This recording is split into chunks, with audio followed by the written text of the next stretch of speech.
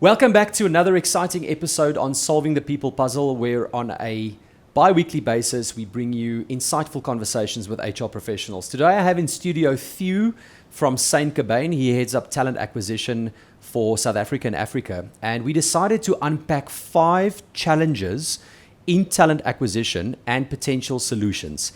So sit back and enjoy these 5 challenges. You might experience some or all of them, and I'm hoping that these practical tools and techniques that Theo is going to share will be valuable to you. As always, please give us a like, give us a share. We love feedback. You can find us on all your favorite channels, including YouTube. All right, Theo, it is phenomenal to have you here at Whamley in the studio. Thank you so much for making the time to come through and be my guest on Solving the People Puzzle podcast. Good morning. How are you? Thanks so much, Francois, for having me. It's a real pleasure. Obviously, I'm really excited to have this conversation with you. I think There's a lot of things that we can tackle. Obviously, giving that insight into the variety of professionals out there that do exactly the same thing for us. So I'm hoping that after this discussion, we can think deeper and understand more better. Yeah, no, spot on. I think, every single time we record these episodes, I'm so excited to give back. That's why we have this podcast, and what it's all about is empowering and giving back to the listeners, the broader HR community. So yeah, very excited. But before we jump into the topic, just an intro from your side. You and I met months ago. Yes. We've had the pleasure of spending and sharing various platforms. But yeah, just for the audience, the origin story of Theo. Okay, look, I've got, I started, back then in 2010, when the HR sphere just grabbed me. So it's a career that I didn't necessarily choose it chose me. I know it's a cliched statement, but funny enough, I actually wanted to be in IT. Oh. So interestingly enough, I try and filter that into my everyday activities. Yes. And so far, so good. But look, I've got roughly, 14 years in the industry. I've worked across a variety of agencies. I've worked in a variety of corporates. It's been an exciting journey, I think, with the new AI and machine learning. For me, it's been a real interesting one, given that so many things have changed from when we first started with telephonic screening and then moving right to where we are now with video interviewing, for instance. So It's been an amazing journey. And your hat from an IT perspective and the excitement around embracing, because I think, as an intro maybe, a lot of HR professionals might, in this age that we're in now, be scared to engage with the technology. Do you think that's a fair statement? 100%. Yeah. I do believe that. I think my previous current environment, a lot of the professionals are scared for something that they don't know or don't understand. So I think that journey on creating the knowledge around why we're doing this and the intention of this technology could put them in a better situation. So I think before implementation, it's always good to explain the details and the intricacies of why we're doing this. Yeah. Instead of just, this is the new technology, let's run with it. There you go. So I think that change management and creating the why and the buy-in, I mean, we see that on a daily basis. People don't always enjoy change, and they stick to their conditioning around what they know. And then from there on, if you do introduce new technology, as an example, which is a topic we'll get to in a second, there is a bit of change management. But Theo, your current role now and your responsibilities? So currently I'm the talent acquisition leader for Saint-Gobain, Sub-Saharan Africa. Amazing. And how's that been? It's been a very interesting journey. I think to date, there's a lot of change in terms of how we do recruitment and filtering that change with the entire team. And I'll go back to the HR professionals. A lot of them don't necessarily understand the intricacies around what technology is available out there. Yeah. And that's my job, to get in there and show them this is how we can do things better, how we can do it faster. Yes, be that mentor. Without sacrificing quality, obviously. 100%. I always go back to our slogan, how do we help the world hire better people faster? But it's really important that the word better is in there as well. 100%. Speed is not always the best if you're compromising on quality. 100%. Theo, I wanted to speak to you today about challenges in talent acquisition and hiring. And really, as I always say on this podcast, it's around giving back practical tools, tips, techniques to the audience that they can start thinking about today and potentially start implementing tomorrow. So we have 5 that we've selected, and we're going to deep dive audience into them, but from Theo's perspective. So no right and wrong answers, no textbook answers, but really just contextualizing how you are experiencing this, and then share some of your experiences and learning. So the very first one, Theo, I think comes of no surprise, is the talent shortage. We understand globally that industries are facing a significant shortage. I think it was amplified during COVID. The world is smaller than ever. We have competing roles with technology and AI, which is probably a different conversation entirely at its own that we'll tackle someday. But just your general sense around skills shortage or talent shortage.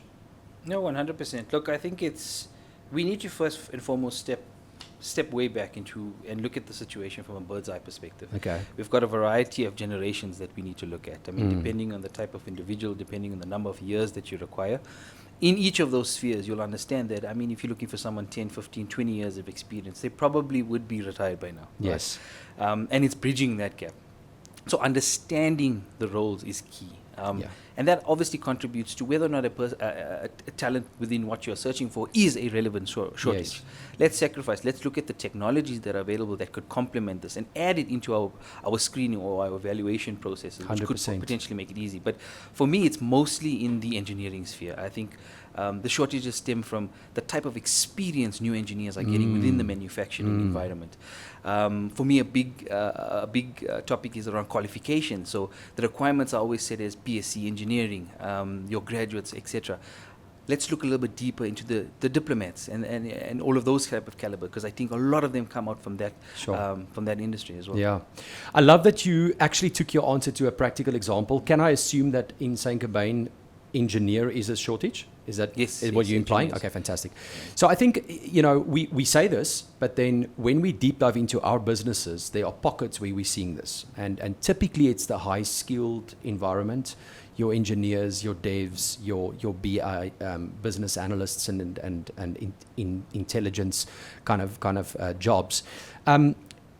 From a potential solution perspective then, I mean, the research is speaking about the opportunity to upskill and reskill, the opportunity to broaden where you search, potentially to touch on your point around qualification, to potentially even broader your criteria.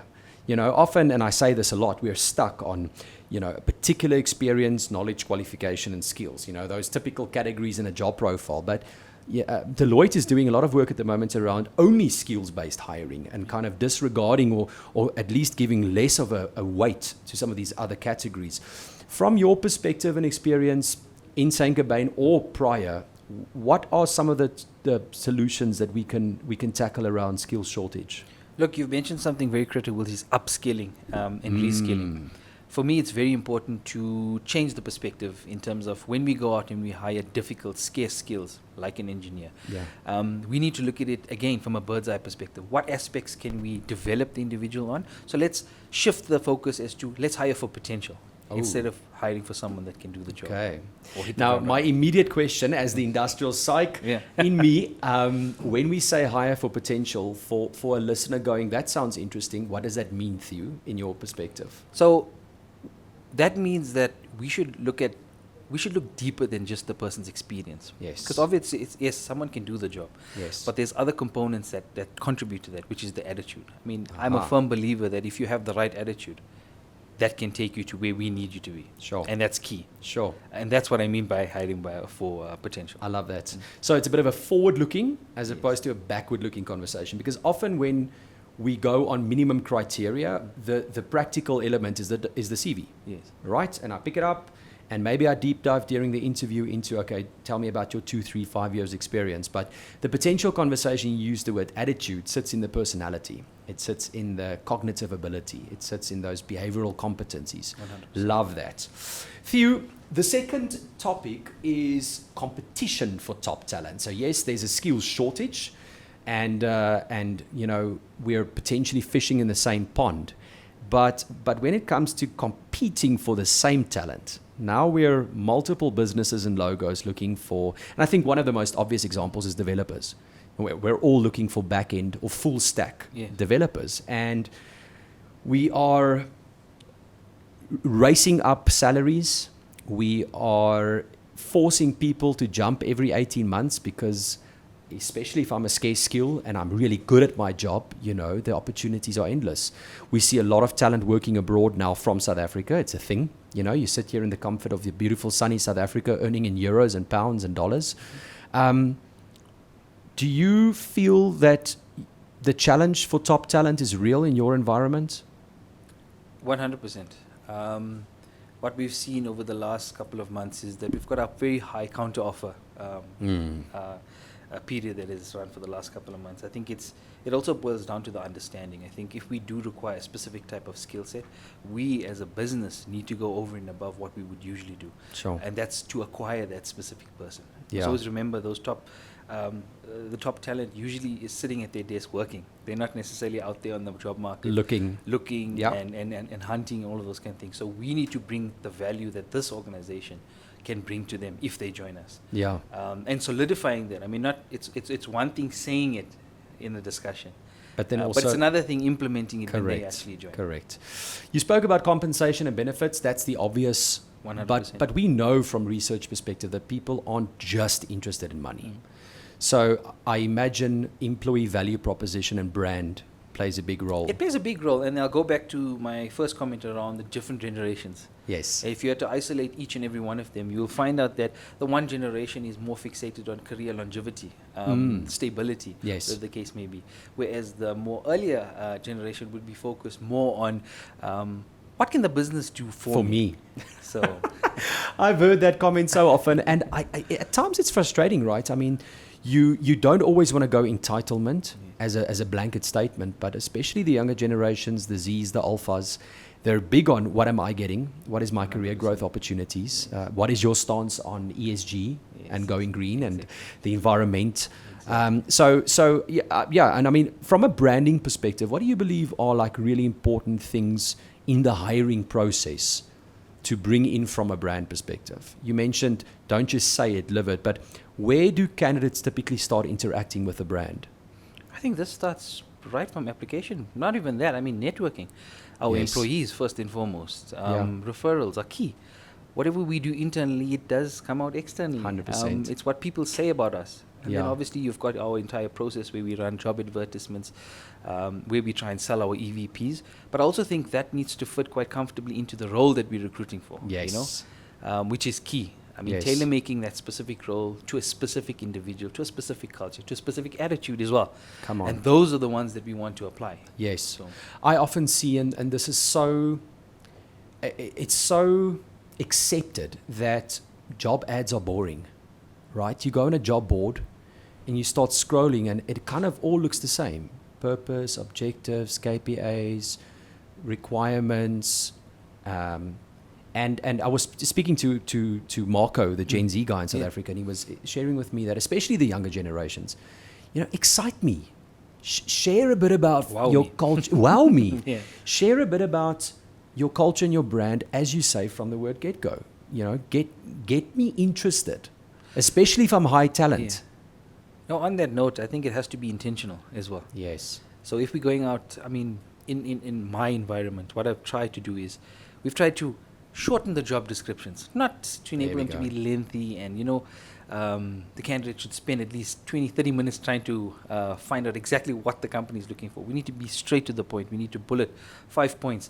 This is what we're looking for. This is what this opportunity can offer you as an engineer. This is what the company is all about. This is what the benefit of joining an organization would look like. Yes. And then you're getting straight to the point. So it's a quick, yes, I'm actually engaged with this brand. And then filtering that down to our entire employer brand. When the candidate starts visiting our various portals, they can see this living through the entire brand. So it's not just something that recruitment or talent acquisition is doing, but it's something the entire organization is fixated on. Correct.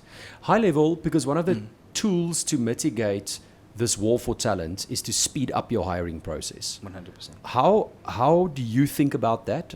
What do we drop? Do we not do? How can we make it faster? I don't necessarily like the term drop because I feel as if each part of the process is critical Okay.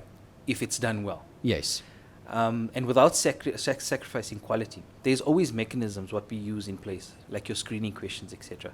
And an interesting fact which I've been investigating is the AI piece of it, machine learning, where you then tailor make some of the application processes so that continuously, when you receive those type of applications, the system understands, it's not really suitable, it's not really, Yes. and are mainly fixated on the more entry level requirements. Yes. Because obviously we don't want to sacrifice quality. No. So we need to ensure that, yes, once we've run this process, someone and a panel then intervenes to have a conversation Yeah. on aspects that might not necessarily But be with the people that match the criteria, that's easily replaceable by technology. there. Yes, Okay. 100%. Amazing. Bulk recruitment as well. I mean, 100%. I think gone are the days where we should spend a week shortlisting CVs Yes. for instance, a YES program. Yeah. AI can drive that whole process for us. up And until then 2 interview. more weeks doing face-to-face interviews. Exactly. Yeah. So, Awesome. Theo, a topic that I'm definitely not an expert on. Don't expect you to be either, but curious because it does keep on repeating in the research. And this is a challenge in talent acquisition, is the conversation around diversity and inclusion. Your thoughts around that? look, I have very clear views on exactly what that means to me in talent acquisition. Yes.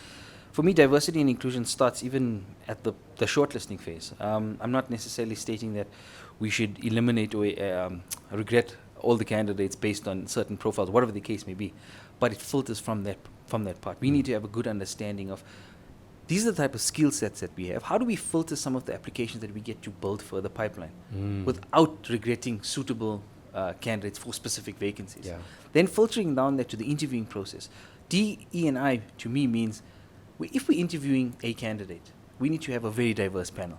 We should not necessarily, as an example, if we're interviewing a female, I am a firm believer that we should at least have 2 to 1 female present in the interview. Yes. It does As a not, panel member. As a panel member. Yes. I mean, from a DEI perspective, especially from an EVP perspective, it doesn't look good if 3 males are interviewing 1 female. No.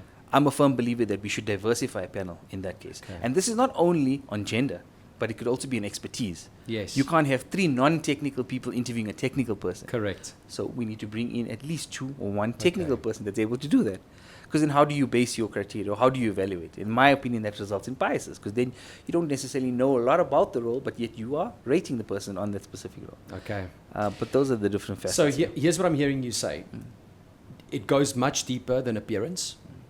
It should be looked at from every angle in hiring, your panel, the questions you ask, who's there during the interview, representing what part of, and I think this is the most important, is the bias is always going to be there. 100%. I think it's human to be biased, but focusing on the requirements of the role and then having representatives during the hiring process, understanding what to look for during that journey. Yes. Is that correct? 100%. And just to add one more piece on that, I think having a well-structured interviewing process Yes. helps with the bias. Yes. If you, on the onset, and this is during your kickoff discussions, outline exactly these are the main criteria that we will test the candidate on, your end result, it's very difficult for someone to be biased. Yes. Because you've got 3 panel members, you've got a defined amount of questions, those questions are collated, right? And the feedback is then authentic. So Yes. then you could definitely derive whether or not it's a bias or Yeah. unbiased, whatever Yeah. the case may be. 100%. I mean, the research is clear around the validity of a structured versus an unstructured interview. And yes, we've got structured interviews, meaning the questions are related to the requirements of the role. But then I think it goes to the level of, am I trained as a panel member to understand how to run an interview? Am I trained to understand how to score? Am I trained on understanding and uncovering and being aware of my own biases when they creep up? Because they will. And then do we have mechanisms in place to pull me away from that back to focus on the job? Yes. Yeah? 100%. Internally, I think that's something we do very well. So we've got a variety of trainings that's available on our learning and development system that speaks exactly to this. How Yeah. to interview, how to Yeah. conduct yourself in Yeah. interviews. The difference between being biased and unbiased and all of those components, which is definitely beneficial. Amazing. I love this. Obviously, a massive passion of mine. Trend number 4, or challenge rather, number 4 in global hiring challenges at the moment is technology integration. So it goes without saying, 2024, we are overwhelmed by technology. If you just think in hiring, we've got job boards, we've got agencies, we've got ATS systems, HRIS systems, video interview systems, machine learning. There is, from there on, psychometric assessments, two-way. I mean, all of it is just technology upon process upon technology upon process. And I think the challenge sits in the word integration. How do we empower our HR departments to, one, feel comfortable dealing with the tech, but not also over-teching the process or having too much tech in place? Just your general thoughts around what you're seeing, I mean, with your love for IT as a bit of a backdrop. Look, I think it's taking them on their journey with you. Yeah. Taking them step by step on their journey with you throughout the entire process. Technology is inevitable. Let's put it that way. Yes. It's you can definitely shy away from it, but it will catch up to you. Yeah. type of situation. Yeah. But taking them on their journey is definitely beneficial. What I would say in terms of giving them insight into why it's, and we discussed this at the beginning, of why it's intentional and why we're doing this specific process, why we're running this technological mechanism within our process. How does this benefit you as the HR professional? How does this benefit the line management team? And overall, how does this impact the business in terms of profitability, in terms of us reaching our objectives, and showing them how they all interlink with each other. That's the perspective I have. That's powerful. You know, I often get asked, can we differentiate between good WAMLY adopters and users and clients that struggle? And I mean, it's obviously nuanced, and I don't ever want to make any blanket statements, but there are similarities in the question and the conversation, and some of them are: is there senior buy-in? It starts at the top. So when we think of any technology, you know, apart from video interview, when we are bringing technology into talent acquisition, is there a champion driving it? In other words, it's a strategic initiative. We want to achieve some sort of outcome, and you mentioned return on investment, improving business efficiency, time and money at the end of the day. Secondly, do we, and I love your points around that, I'm going to ask you a follow-up question on it, is do we then take the team with us on the journey? So for an audience member listening going, I am stuck, I'm trying to implement whatever tech in the hiring or HR space, what three things can they practically do to take people with them on the journey? Because buy-in, if you don't have it, your champions on the floor struggle, they don't adopt it, they don't use it, and then at some point you lose the value. What can we do? Look, I think first and foremost, before we even get to that point, it's also the attitude towards that specific technology that we want to implement. For instance, like WAMLY.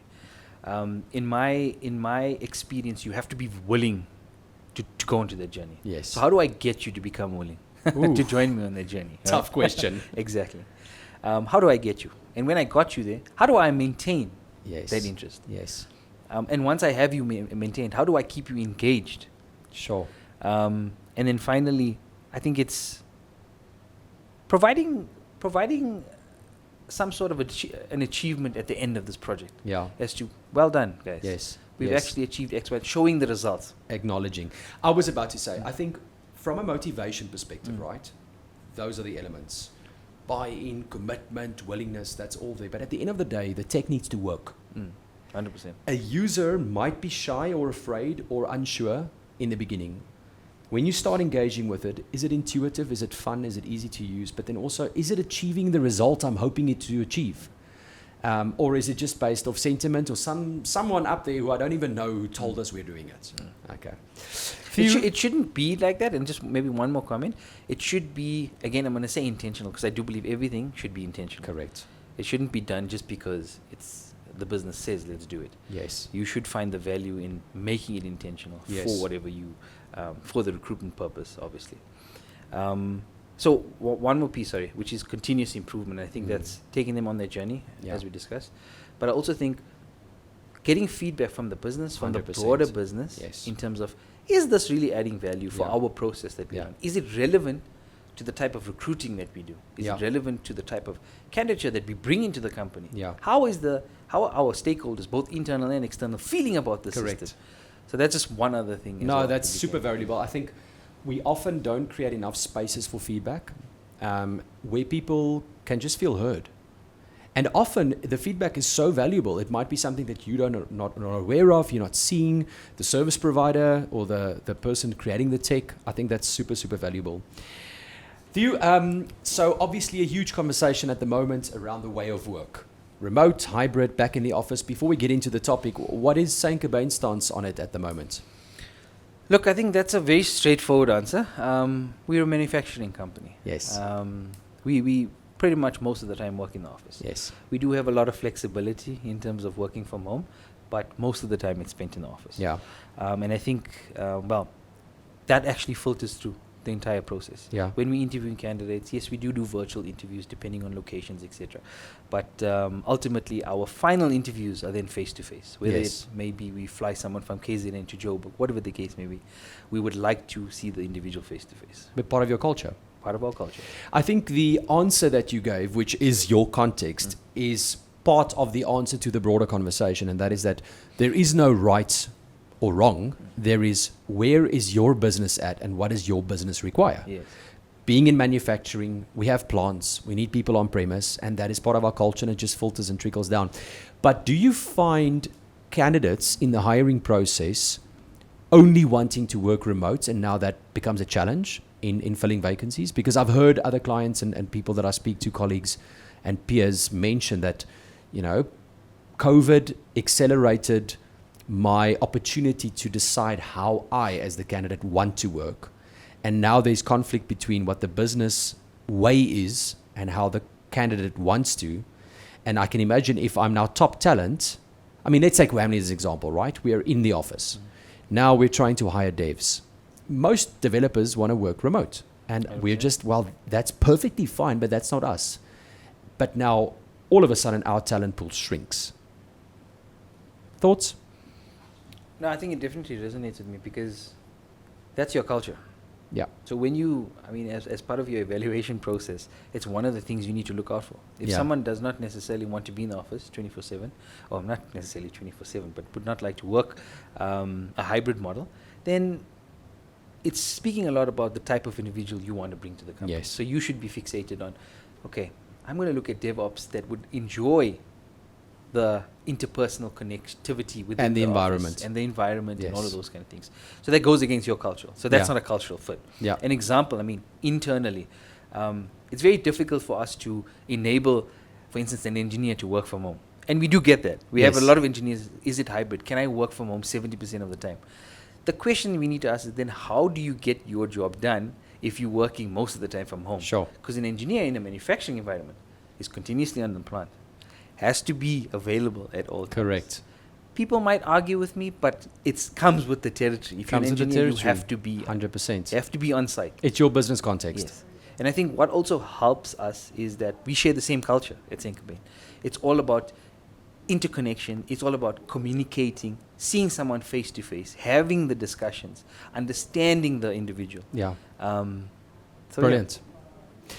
Theo, that was a phenomenal conversation. I appreciate your time and your insight and your wisdom so much. Thank you for coming through and sharing. I know that the audience will find this extremely valuable. Just thank you so much. Thank you very much, Francois. It has been a pleasure. It was a good discussion.